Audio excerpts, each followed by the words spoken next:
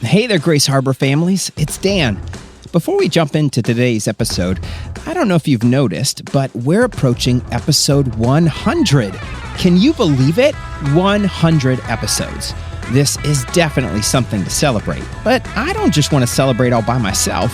I want to celebrate with you. Because without you, the amazing Grace Harbor families listening along, there would be no Family Prayer Podcast. So here's what I would love for you to do.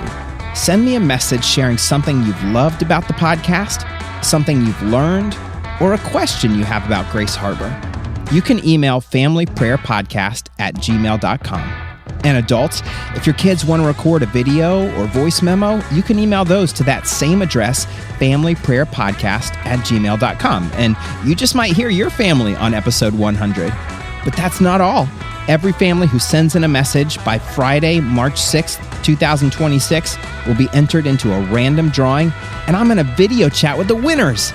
I can't wait. So, again, you can send messages, voice memos, or videos to familyprayerpodcast@gmail.com, and the deadline is Friday, March 6th. I can't wait to hear from you. Now on to today's episode. Good morning, Grace Harbor. It's Dan. Happy Thursday. Just as predicted, the weather has stayed beautiful all week so far. The temperature is supposed to drop back down to normal next week, so everyone's really been taking advantage of it. After school yesterday, it seemed like at least half the kids in town were at the library playground.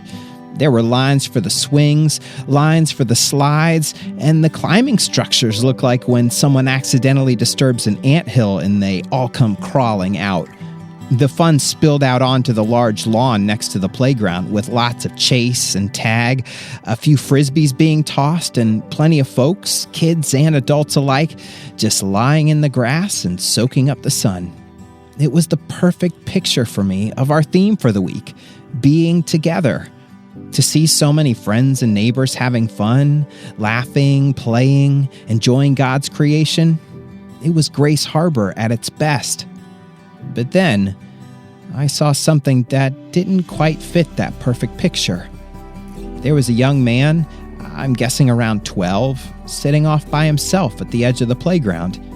He would look around the playground and the field for anyone he might know or for a game he could join.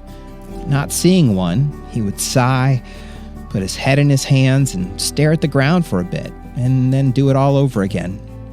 What struck me was that he was surrounded by tons of people, many fellow kids. They were all having fun. There were lots of options for things he could do.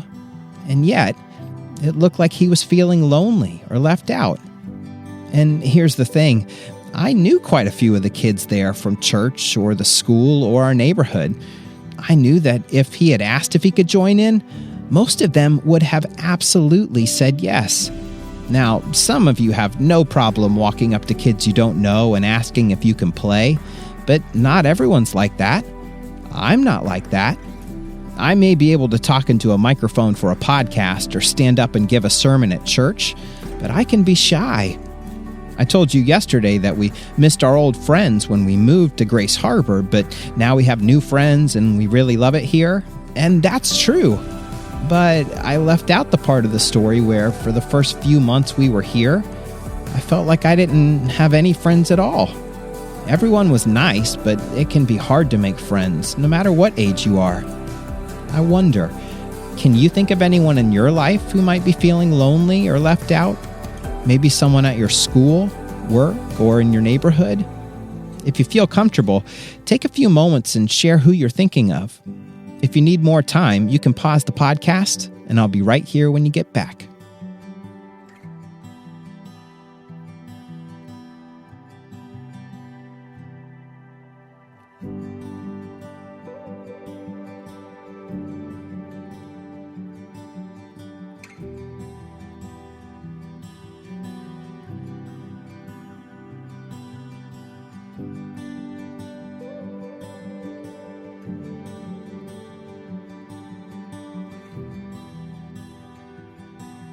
I would say my first real friend here in town was Bobby, the barista at the bookstore and cafe.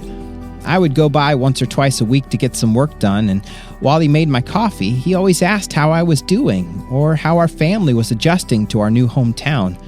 If there were other regulars at the coffee bar, he would introduce us. And I learned that if I needed recommendations for anything, like a handyman or a dentist, Bobby knew everyone. We've ended up becoming really good friends, but even if we hadn't clicked, he helped me connect with so many other people that are also now my friends. So you see, when you notice someone who might be feeling lonely or left out, you don't have to automatically become their best friend. You can invite them to something or include them in something, and hopefully over time they'll find their people. And hey, maybe they will end up being your new best friend. Well, just as I was about to try to ask one of the middle school boys I knew to go and talk to him, one of the Henderson boys crashed the drone they got for Christmas into the tree he was sitting under.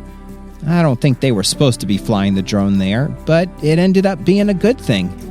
The two worked together, tossing sticks up into the branches to knock the drone down, and then the young man seemed to know exactly what to do to straighten everything back out so it could fly again. I watched them run off into the field together, both with huge smiles on their faces. Now, that's Grace Harbor at its best. Okay, let's close our time together with prayer. If you want to, you can close your eyes and fold your hands.